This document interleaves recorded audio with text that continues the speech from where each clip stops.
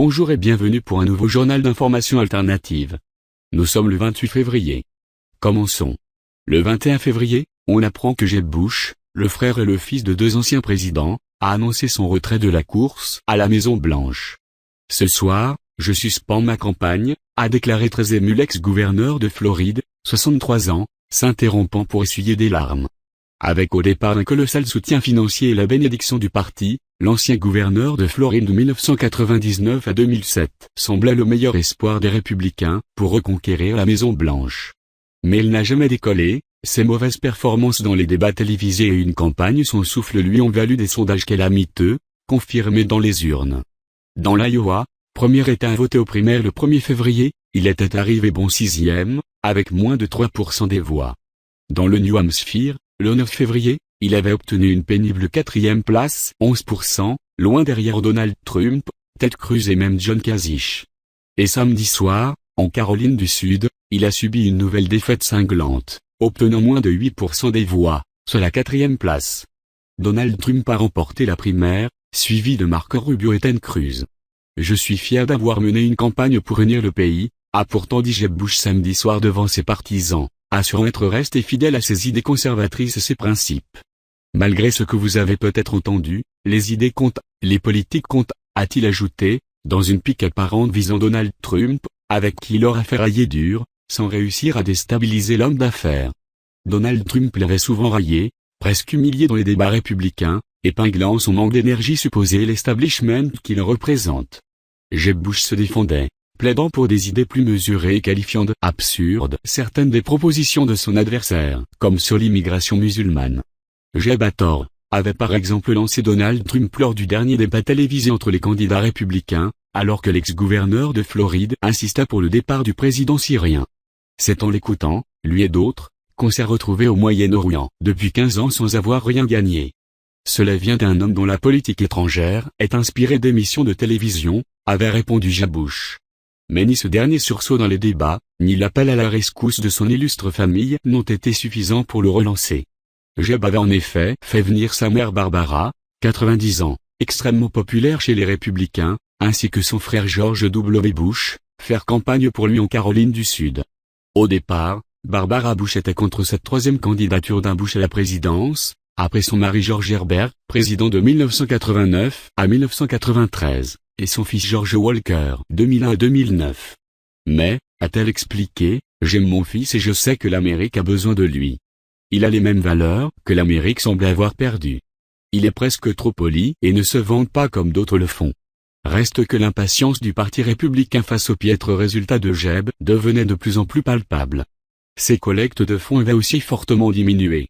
La National Review, magazine républicain influent, avait récemment publié une lettre ouverte à Jeb Bush au vitriol, lui suggérant d'abandonner la course. Vous avez été un candidat affreusement ennuyeux, qui a déjà dépensé 89,1 millions de dollars en publicité de campagne, écrivait le journal début février. Samedi soir, Jeb Bush a tiré la leçon, conscient qu'il lui manquait le soutien nécessaire pour survivre aux prochaines primaires, dont celle du super mardi, le 1er mars où une dizaine d'États seront en jeu. Le 22 février, on apprend que la Grande Loge de France ainsi que la Grande Loge féminine de France organisent des rencontres avec les étudiants. Cette rencontre aura lieu en présence de Najat Vallaud-Belkacem, la ministre de l'Enseignement, elle-même franc-maçonne. On voit que la cabale ne se cache plus et n'hésite pas à se montrer auprès de la jeunesse française. Vous voyez sur cette image l'affiche fixant la date de cette rencontre. Le 23 février, on apprend que dans une entrevue à la télévision d'Arabie Saoudite, Daham Al-Anzi a révélé que le royaume possède une bombe nucléaire, qu'il pourra en faire l'essai au cours des prochaines semaines et qu'une invasion terrestre aura lieu. Il a expliqué pourquoi beaucoup de personnes dans le monde arabe voient comme une nécessité le retrait du pouvoir du président syrien Bachar al-Assad. Il a ajouté qu'une invasion terrestre était non seulement nécessaire, mais qu'elle va avoir lieu.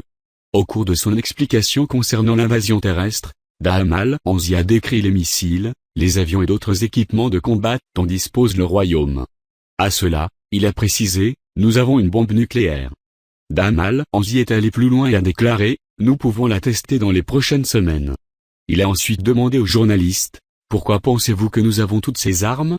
Il a répondu à sa propre question, pour protéger les Arabes et les musulmans. Le journaliste, étonné, a rétorqué, c'est une nouvelle en primeur, je n'ai jamais entendu ça auparavant. Affirmation à laquelle Damal Anzi a répondu, ce n'est pas une primeur, les superpuissances savent ces choses depuis un moment. Vous pouvez trouver dans la description, la vidéo où Damal Anzi annonce qu'il possède une bombe nucléaire. Le 24 février, on apprend que les négociations secrètes pour l'application de TAFTA reprennent. L'objectif de TAFTA est de tout faire pour ouvrir de nouveaux marchés, pour faire encore plus d'affaires avec une seule finalité, augmenter les gains. L'idée, dans cet accord entre les deux plus grosses économies de la planète, c'est de lever encore plus de freins et de contraintes pesant sur les grosses entreprises.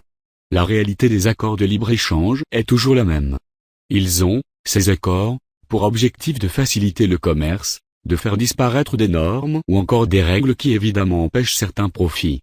C'est ainsi que l'on préfère une justice arbitrale, donc privée, à une justice publique et nationale comme c'est le cas aujourd'hui. C'est ainsi que l'on pense supprimer des règles sanitaires, en particulier sur les produits alimentaires. C'est ainsi qu'il faut faire évoluer nos droits européens, nos règles et nos normes pour se préparer à ce TAFTA que les mondialistes nous imposeront, par la force si nécessaire.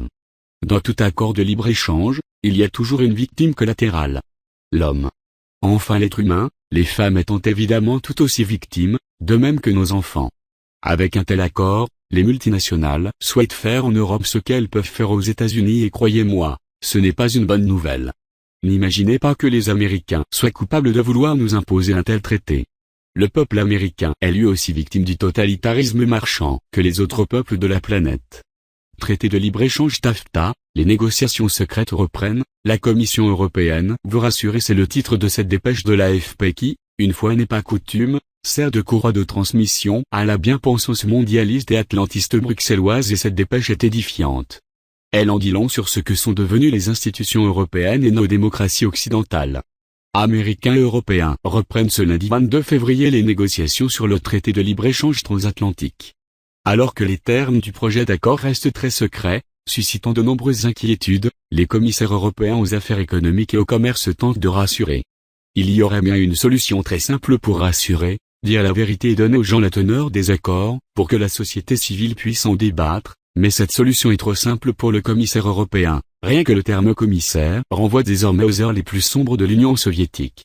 Face à l'inquiétude de nos agriculteurs et de nos éleveurs, Pierre Moscovici, celui qui n'a jamais rien compris à la crise lorsqu'il était ministre de l'économie, explique « Il n'y aura pas de traité transatlantique défavorable à l'agriculture européenne et française. Il est hors de question d'accepter un traité dans lequel les normes sanitaires soient atteintes, dans lequel les marchés publics soient déséquilibrés, dans lequel l'emploi soit menacé ou dans lequel l'agriculture soit mise au danger. » Sauf qu'il est très peu crédible lorsqu'il annonce cela. En fait non, c'est comme l'exception culturelle. La France bombera le torse et dira, fier, nous avons refusé aux Américains l'essentiel et protégé le plus important, nous avons l'exception culturelle et 3 steaks de plus pour nos éleveurs, sauf que dans la réalité, il ne s'agit là que d'artifices de communication, puisque les véritables enjeux ne sont pas là. Les véritables enjeux c'est par exemple breveter le vivant ou encore changer et harmoniser les normes juridiques, sociales ou encore sanitaires. Mais rassurez-vous, si tout est négocié dans votre dos et en secret, c'est pour votre bien. Même les députés français se sont offusqués de la façon dont ils avaient accès à de tels documents, dans une salle fermée, escortés par un garde, privés de téléphone et sans le droit de faire une seule copie évidemment, chose hallucinante qui montre que les représentations nationales sont considérées désormais par le totalitarisme marchand comme un ennemi et un échelon démocratique. Le seul à détruire, cet autre passage de la dépêche de l'AFP est lui aussi d'une immense cruauté, pour le devenir de nos démocraties les rapports de force américano-européens. Où bien entendu nous assistons à la soumission totale de l'Europe.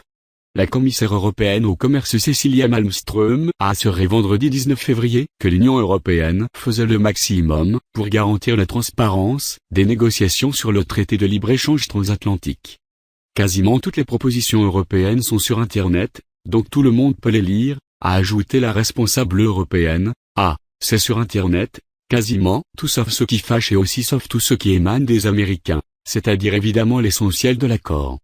Cependant, elle explique que les autres documents, notamment ceux soumis par les États-Unis, ne pouvaient pas être rendus publics du fait des négociations en cours. Certains textes ne nous appartiennent pas, nous ne pouvons pas publier des textes américains, a insisté Cecilia Malmström. Elle s'est dite favorable à une certaine forme de discrétion dans les négociations. Quand on négocie quelque chose d'un peu sensible, on ne peut pas le faire devant les caméras, a-t-elle souligné. Alors, encore une fois, c'est assez simple, demander des négociations transparentes ainsi que des référendums populaires dans chaque pays européen, et je peux vous assurer qu'il n'y aurait plus aucune inquiétude à avoir. Le problème c'est que les peuples ne sont pas si stupides que cela et qu'évidemment, nous serions tentés de voter contre le concept de totalitarisme marchand et de mainmise des multinationales, pour privilégier l'idée de démocratie. Hélas, il est peu probable que l'on demande l'avis des peuples, car le pouvoir, notre pouvoir, a en réalité été transféré à des commissaires politiques, fussent-ils européens. Le 25 février, on apprend que le Pentagone a reçu une annonce qui pourrait faire tourner le conflit syrien à leur défaite. Il s'agit de l'envoi 5000 soldats chinois d'élite allaient être envoyés dans la zone de guerre du Levant pour aider la Russie à combattre le. Et pour nous résumer, ces forces spéciales, appelées Tigres de Sibérie et celles appelées Tigres de Nuit, ont reçu, du Congrès de peuple chinois NPC, l'autorisation de se déployer, après que la Chine ait voté sa première loi antiterroriste autorisant l'armée populaire à participer à des missions antiterroristes en dehors de ses frontières. Ce qui est capital aux yeux de la Chine, c'est la menace jugée grave que font courir à sa sécurité nationale à la fois l'État islamique et les services secrets turcs, MIT. Seymour Hersh, spécialiste des affaires militaires maintes fois primé, a clairement mis en garde contre ce péril, dans la véritable bombe que fut son dernier article, où il disait notamment, Mustapha a également abordé la Chine, un allié d'Assad qui a apparemment prévu plus de 30 milliards de dollars pour la reconstruction de la Syrie après la guerre. La Chine est également préoccupée par l'État islamique. La Chine considère la crise syrienne selon 3 perspectives, dit-il, la législation et la légitimité internationale, le positionnement stratégique mondial, et les activités des djihadistes ouïghours, dans la province de l'extrême ouest du Xinjiang. Cette dernière est frontalière de 8 pays, la Mongolie, la Russie, le Kazakhstan, le Kirghizistan, le Tadjikistan, l'Afghanistan, le Pakistan et l'Inde, et du point de vue de la Chine, sert de lieu de passage au terrorisme mondial et à son introduction au sein de la Chine. Beaucoup de combattants ouïghours en Syrie sont connus pour être membres du mouvement islamique du Turkestan oriental, une organisation séparatiste souvent violente, qui cherche à installer un État islamiste ouïghour dans le Xinjiang. Bien que la presse corporatiste de propagande US continue à occulter cet article de Hersh pour que le public américain n'en soit pas informé, 2015 est quand même devenu l'année où la Russie a étalé au grand jour la vraie nature des pouvoirs occidentaux barbares, de leur conspiration criminelle, pour provoquer un changement de régime en Syrie à leurs agressions vers le Yémen, l'Iran, la Russie, la Chine et tout pays qui ne se soumet pas à leur domination, et où elle a fait voir au monde que la pseudo-lutte contre l'État islamique des régimes soumis à celui d'Obama n'a été que poudre aux yeux. Et cependant que tous les tenants du régime d'Obama se bousculent à qui inventera de nouveaux mensonges pour les servir au peuple américain à propos de cette guerre, il ne s'est trouvé qu'une seule personne, la congressiste Tulsi Gabbard, pour avertir ce même public à ce que non seulement le régime d'Obama lui ment, mais qu'il est bien capable de déclencher la Troisième Guerre mondiale par inadvertance. Faisant écho aux craintes de la congressiste Gabbard, le milliardaire George Soros a cru devoir avertir le régime d'Obama que la Chine pourrait bien se servir de la guerre au Moyen-Orient pour masquer ses croissants problèmes économiques et que si l'escalade allait jusqu'à l'affrontement militaire avec un allié des États-Unis, comme par exemple la Turquie ou le Japon, il n'est pas exagéré de dire que nous serions sur le seuil de la Troisième Guerre mondiale.